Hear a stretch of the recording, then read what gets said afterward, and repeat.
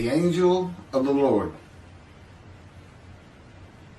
Rashi says in his introduction to Zechariah Chapter 1, the prophecy of Zechariah is extremely enigmatic because it contains visions resembling a dream that requires an interpretation. We cannot ascertain the truth of its interpretation until the teacher of righteousness comes. Nonetheless, I will put my heart to reconciling the verses one by one according to the interpretations that resemble it and follow the interpretation of Jonathan. This is God's test for the Jewish people, in particular the Jewish leaders. God's test of who the descendant of David is. The man described in Isaiah 53, the teacher of righteousness. That's who Rashi, known as one of the first rabbis to say that Isaiah 53 described the people, the Jewish people, as the patriarch Israel. Then here he is in Zechariah saying, we got to have to know the truth of at least chapter 1 of Zechariah, to know its truth, because we can't do it. And no Jewish man, religious, academic, commentator, or otherwise, has ever had the answer to this. And yet this video is going to give it to you. Why? I'm a teacher of righteousness. This is Zechariah chapter 1, verses 7 through 12. That's the preamble that Rashi leads into before he starts his commentary. And this is in Midrash form. That's where I take parts of a verse and interpret each in individual segments. Verse 7. On the 24th day of the 11th month of the second year of Darius, the month of Shebat, this word of the Lord came to the prophet Zechariah, son of Berechiah, son of Iddo. This word of the Lord. This verse continues with, in the night I had a vision, which is not a word of the Lord. The word of the Lord coming to Zechariah means the messenger of the words of God has come to Zechariah, who is the angel of God's presence, and the word of the Lord. Literally, that's his name. He has alighted upon Zechariah to bring a vision from God. Not a word, a vision. Verse 8. In the night I had a vision. I saw a man mounted on a bay horse standing among the myrtles in the deep, and behind him were bay, sorrel, and white horses. In the night I had a vision. There's a man on a horse standing in the myrtles. He is later referred to as the angel of the Lord, standing in the myrtles. The angel of the Lord alights upon and enters men, and my name, Hashem, is in him and can speak through the man. Zechariah has an angel with him who is his guide in the vision. The deep is like a valley Zechariah is looking down on, filled with myrtle trees, and then an open area below that is where the bay, sorrel, and white horses are. Verse 9. I asked, what are those, my Lord? And the angel who talked with me answered, I will let you know what they are. What are those, my Lord? Zechariah is not talking to the angel. That's an angel. It's not my Lord. Who answered, but who never lets him know what they are. he is asking the man standing among the myrtles on a bay horse about the horses in the open area and calls him my Lord. Verse 10. Then the man who was standing among the myrtles spoke up and said, these were sent out by the Lord to roam the earth. Then the man who was standing among the myrtles spoke up and said, again, this is Midrash form. Okay, so the man standing in the myrtles answers the question of Zechariah, not the angel who is with Zechariah. Verse 11. And in fact, they reported to the angel of the Lord, who was standing among the myrtles. We have roamed the earth and have found all the earth dwelling in tranquility. And it's just like a dream. We have horses talking. There could have been birds. Anything that can go far and go a long ways out and then come back. In this case, for this story or for this dream that was given Zechariah, it's horses. And in fact, they reported to the angel of the Lord. They who reported are the horses who have gone to and fro throughout the earth, and they spoke the report to the angel of the Lord, who was standing among the myrtles.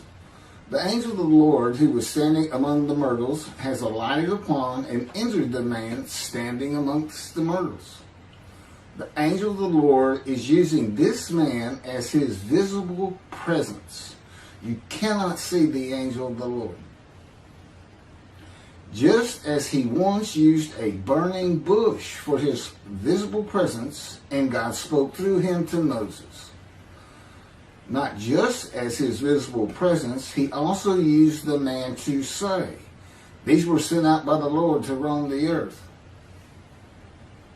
In other words, it sounded like the answer was coming from this man.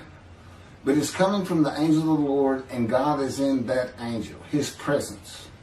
Because that's the angel of his presence. You can find that in Isaiah chapter 63. I don't recall the verse. I never see anything on the angel of his presence. Wherever God's presence is, the presence that enters the temple, I never hear any mention of the angel that has to be with him. Why? It's the angel of his presence, who is the angel of the Lord. Yeah, I believe, and I'm not certain about this, but I've heard it at least one or two times, and that is Christianity believes the angel of the Lord is Jesus Christ. Thereupon the angel of the Lord exclaimed, O Lord of hosts, how long will you withhold pardon from Jerusalem and the towns of Judah, which you placed under a curse 70 years ago? Thereupon the angel of the Lord exclaimed. Okay, so the angel of the Lord exclaimed through the man. Zechariah heard the words come from the man standing in the myrtles. It is the only way Zechariah could have heard the words. The angel of the Lord can only speak to the man he has alighted upon. Ezekiel describes this as, a spirit entered into me and set me upon my feet, and I heard what was being spoken to me. O Lord of hosts, how long will you withhold pardon from Jerusalem and the towns of Judah, which you placed under a curse 70 years ago? The following verses are from the book of Isaiah regarding this curse. Isaiah chapter 43, verse 2. So I profaned the holy princes. I abandoned Jacob to proscription and Israel to mockery. That, of course, is God speaking. The profaning of the holy princesses is God's prophecy of the banishment of King Jeconiah and all his offspring from ever ruling over Judah and Jerusalem again. The line of the kings of Judah ended. The line described king by king in the first book of the New Testament of Christianity. the line of Jesus. The abandonment and mockery are God's prophecy that the northern kingdom and the southern kingdom of the Israelites would be defeated and deported from the promised land. Isaiah witnessed the deportation of the northern kingdom, but the deportations of the southern kingdom were many years after his death.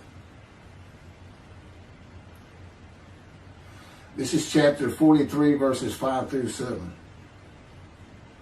Fear not, for I am with you. I will bring your folk from the east, will gather you out of the west. I will say to the north, give back, and to the south, do not withhold. Bring my sons from afar, and my daughters from the end of the earth, all who are linked to my name, who I have created, formed, and made for my glory. Okay, this is God's prophecy that all the tribes of Israel would return from the Assyrian deportations of the tribes east of the river Jordan, that were Reuben, Gad, and the half-tribe of Manasseh, and all the tribes of the northern kingdom, deported by Assyria, defeated and deported, and the Babylonian deportations of the southern kingdom. It is a prophecy that is specific to the Assyrian Babylonian exiles. This prophecy was fulfilled according to the books of Ezra and Nehemiah and their account of all 13 tribes returning to the southern kingdom of the lands of Benjamin and Judah. Jerusalem is within the lands of Benjamin, and his lands are considered part of the kingdom of Judah, since that is where the kings of Judah rule from. 10 tribes being lost and not returning is a myth. When the 7th month arrived, the Israelites being settled in their towns, the entire people assembled as one man in Jerusalem, as the man Israel, all of them. When the people Israel gather as one man, it is all 12 tribes who were allotted lots of the promised land, and the Levites, they did not receive a portion. They were allowed to go from lot to lot, tribe to tribe, and everybody was supposed to take care of them. The Levites, that would be Levi, the son Levi, the priestly tribe without an allotment of the promised lands. Judahites and Benjaminites alone are not Israel, though all references to Israelites would include them.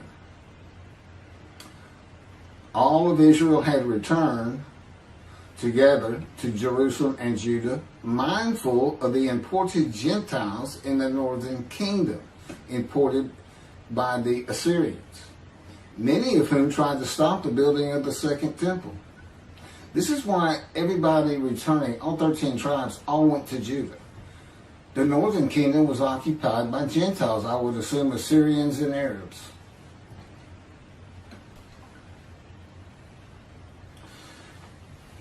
This is 1 Chronicles chapter 9, verses 2 and 3. The first to settle in their towns on their property were Israelites, priests, Levites, and temple servants, while some of the Judahites and some of the Benjamites and some of the Ephraimites and Manassesites settled in Jerusalem. That would be Ephraim and Manasseh. Manasseh was such a large tribe, it had to be broken in. It was broken in two. Half of it set up, their allotment was east of the river Jordan by about where Edom would be. And well, that was the tribe of Gad.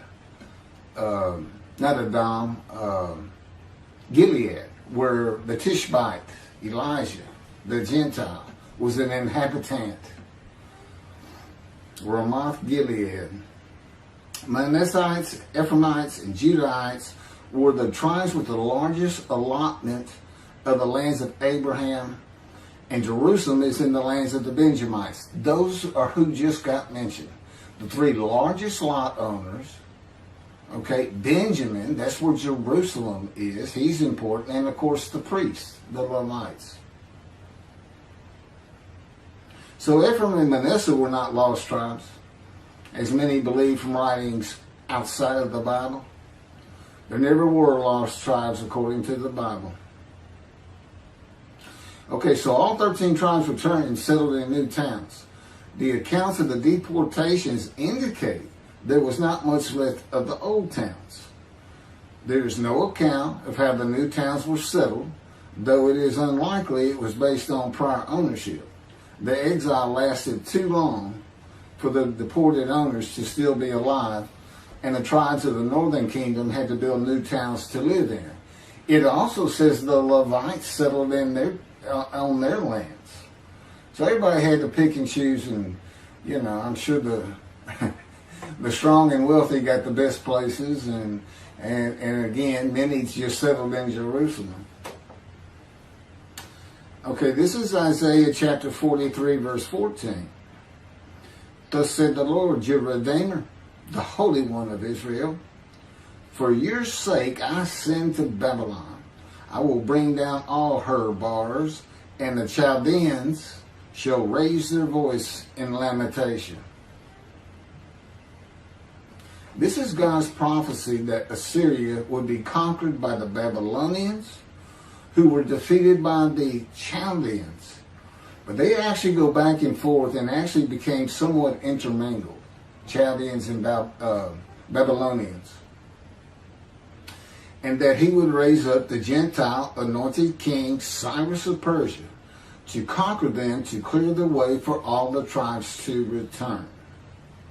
That's how he cleared the way to the desert or made rivers for them. Basically, he got Cyrus to release them. Chapter 43, verse 25. And I never hear anything about this. It is I who, for my own sake, wipe your transgressions away and remember your sins no more. Okay, this is God doing, and he says this, something new. I'm going to do something new for the Israelites. This story repeats with the new covenant that includes sin forgiveness of the Jewish people that arise with Elijah and the angel of the covenant after the exiles of the Roman dispersal return to the land of Israel in a time to come. That's from Jeremiah chapter 31.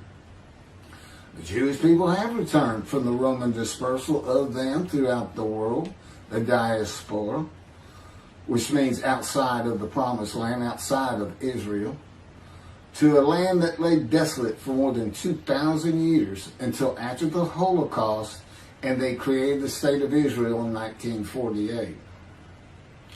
70 years later, and that's funny too, because they talk about a curse of 70 years. That 70 years, I believe, just applies to the last of 3 deportations of Judah and the defeat by the Babylonians, because the northern kingdom had been defeated and deported long before that, and the first to be defeated and taken to the lands of Assyria was Gad, the half tribe of Manasseh, the lands east of the river Jordan. 70 years later, the land blooms again, and Jerusalem has been rebuilt as a great city, larger than it was in ancient times, according to God's words in Jeremiah 31. The time to come to deliver the new covenant with sin forgiveness is here. That's very important for the interpretation of at least chapter 1 of Zechariah. That means the angel of the covenant that you desire of Malachi 3 is on his way, followed by God and the messenger Elijah. And when God's third temple is built, he will return to it suddenly. This is the day of the Lord. That's Malachi chapter 3. Now, Zechariah is in Jerusalem, and the construction on the second temple is about to begin. Isaiah has written God's words of sin forgiveness, which would have removed the curse long before this, when they were returning, when the remnant of the 13 tribes was returning. And the angel of the Lord proclaims, O Lord of hosts, How long will you withhold pardon from Jerusalem and the towns of Judah, which you placed under a curse 70 years ago? Okay, this vision of Zechariah and the words of the angel of the Lord through the man standing in the myrtles regarding the curse 70 years ago is to make Zechariah think and try to understand why the angel of the Lord would say this. From his perspective, the curse was lifted. He was back in Jerusalem with all the tribes preparing to build the second temple. The vision is for Zechariah to find out how and when the curse was lifted. And that's important today, because this is the day of the Lord. The new covenant is here, and every single Jew throughout the world is forgiven of their sins right now. And that message has been given to me to be delivered. And it's not getting out there. It's just not getting out there, and that's what happened here. Because if you read Ezra and Nehemiah, it's clear they had no idea that their slates had been claimed. And sin and continue. Once you know that God has just said, okay, I'm not going to remember any of that. Let's all start fresh. I'm here with the covenant of friendship. Let's everybody start being observant Jews. Okay? Which would include going to Yom Kippur. Having a slate clean does not mean you have a lifetime now of sin forgiveness. The books of Ezra and Nehemiah reveal, this is how God had me write it down. This is from the book, Isaiah 53, in the day of the Lord, that was dictated to me. The books of Ezra and Nehemiah reveal that the 13 tribes did not know they had been right. We had to wait for the teacher of righteousness to know. And this is another thing I never see in this Messianic era that is taught, that is coming, is that God is with the descendant of David as he was with Moses. I mean, just right there with him.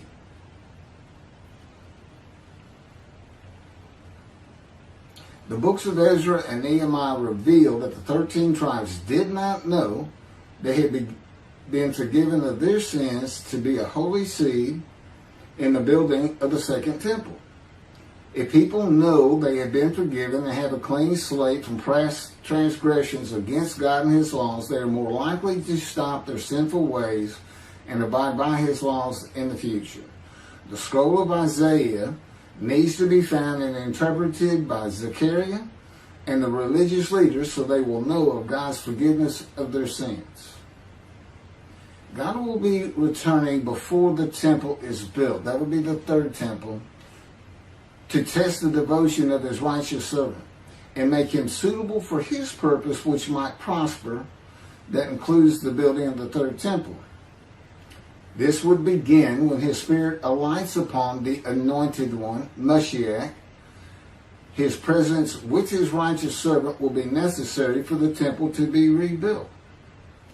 Islam will not freely hand over their third most holy site to Israel and abandon the Dome of the Rock Mosque, a mosque that sits on the Temple Mount purchased by King David for God, the most holy site of the Jewish people.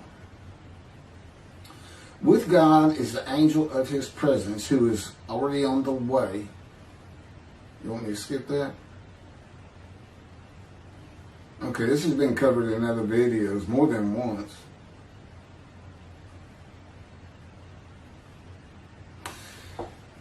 The prophet like Moses will have other similarity to Moses beyond writing God's words at his command and direction, as this was written. At God's command and direction, I typed those words. To the greatest degree possible for any human being, Moshe's identity and existence became one with the Creator. Now that's who you're looking for when you say the prophet like Moses. It's not Joshua. I've heard that one, which is, it says right there on that page, there's never been another prophet like Moses. Well, his attendant Joshua standing right there, if that's... Anyway. Moshe's identity and existence became one with the Creator. I don't think you can say that of Joshua. I don't think you can say that of any man until the Spirit of God alights upon him in chapter 11 of Isaiah. He surrendered himself to God to the extent that our sages say the Shekinah, divine presence, which is the angel of his presence, who is the Holy Spirit. He's an angel, and his body is not human form with wings. His body is the Spirit of God. Wherever God is, his Spirit is. Wherever his presence is, the angel of his presence is. They're always together. So when they alight upon a man and say, okay, we have tasks for you, that man immediately becomes a man in divine beings. And that's the Shekinah. That's the Spirit of God and the presence of God entering into the temple, which would include the angel of his presence. The Shekinah spoke through Moshe's throat. As I have mentioned, God can speak through me. You're only going to know it, just like with the man standing in the myrtles, by the words that are spoken. Okay? Because it's my voice. But it's not me. You know, I can tell the difference. You can't, other than those would be how God would state it. And you can, if you watch closely, you can see it happen in all these videos. I mean, for the most part. Where God just, you know, it just throws out a sentence or two. And I just keep going, you know. I let him get done, and I just pick up from there. We've been working on this for over 13 years. That's from the Zohar, Volume 3, page 232a.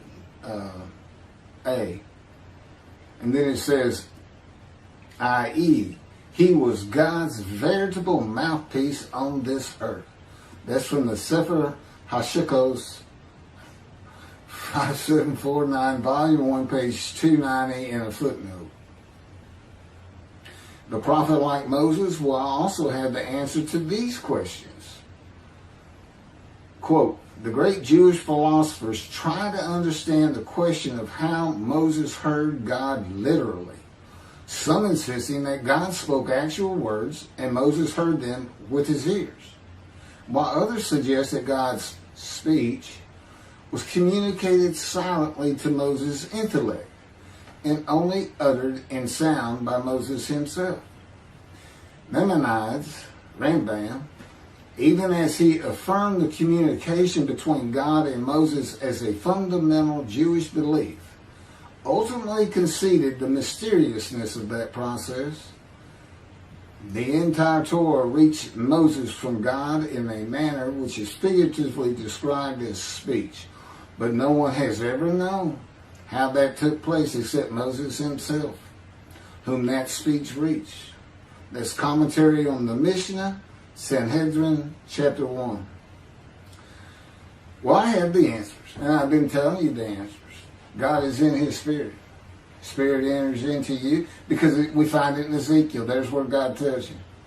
God was telling Ezekiel, Ezekiel, get up on your feet. Ezekiel says, at that very moment, a spirit entered into me, and I could hear the words of God. There it is. When he enters him. Now, he's not hearing that through his ears. There's the first question answered. It's not to your ears. And there is a silent knowing. That's what we call it, what God has taught me. Now, generally, I just hear words as though they came in through my ears and they're in my mind, as though my eyes and my ears had perceived.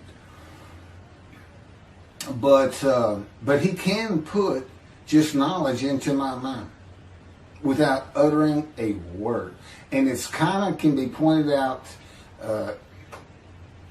easiest with when he comes to a man, and like he came to Samuel, and Samuel just says, here I am. It's as though before he speaks to you, and this is what happened with me, he put in a knowledge in my mind that the God of creation was about to speak to me. And so when he did speak, it was as though he had always been there speaking to me. Not unlike how Adam would have felt. But